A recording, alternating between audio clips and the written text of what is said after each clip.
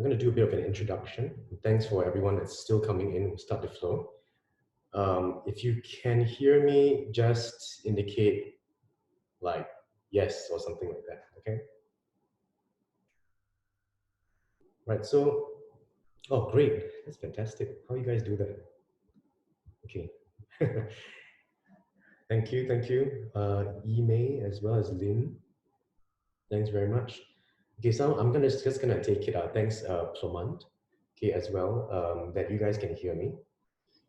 So welcome to this first time we're doing this free continuing development for our viewers and listeners that have somehow got to know about us along the way. So thanks for your time this morning, spending some time with us.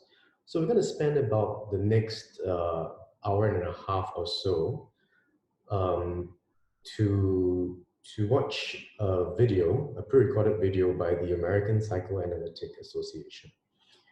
So just a bit of an introduction. So, I just think that in this global pandemic situation, we have no choice but to adjust our lives. Not just our lives, but also our, psychological practices. So along those lines also, as we are all doing right now, social distancing, but I think it'd be more appropriate by calling it sort of like physical distancing.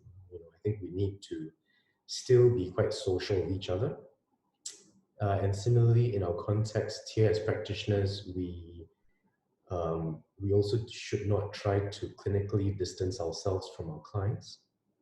So in the same way, we have in our community, our therapy community, people like from the Dr. Sherry Chan, as well as a team in the Singapore Psychological Society, as well, putting it all out, trying to lobby for our services to be essential again, as well as how, sorry about that, how crucial it is that we band together as a community.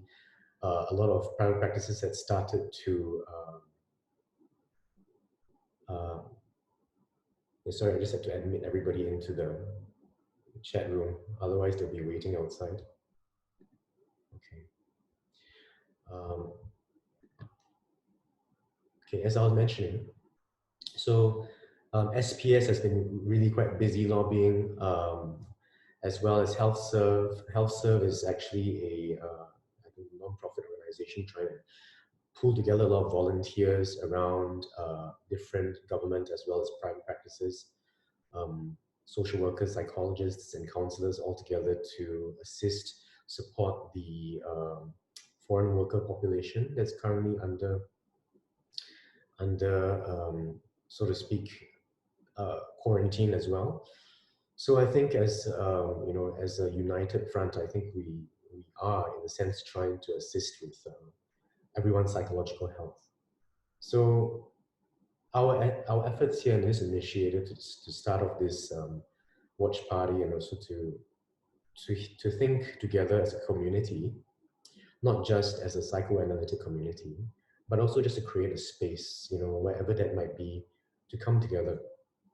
So as we sort of like navigate the essential and non-essential service splitting, black and white situation, I think it is very confusing for not just our clients, but also for us. Over the past week and weekend or so, there has been lots of community furor, as you can see from our social media posts, as well as our, some of the things that we've been discussing over time. We've just been really, really annoyed with how the government has been trying to understandably, tell us to operate just by, video conference only, whereas there are some clients that are very vulnerable and unable to actually use the space, right, to face-to-face deal with some of the issues that otherwise they can't really be engaged. So that's another discussion for another time. That's a whole different thing altogether.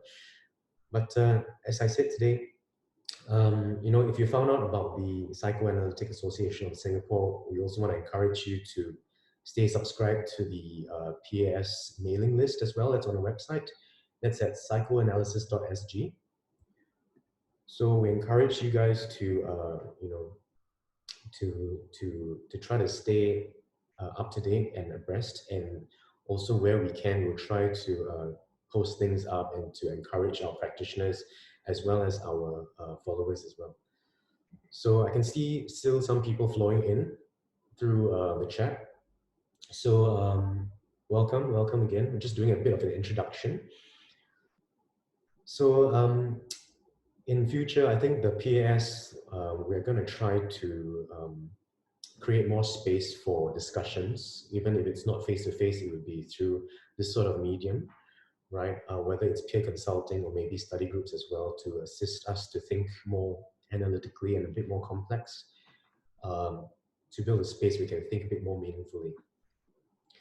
So we constantly talk about what's best practice, right?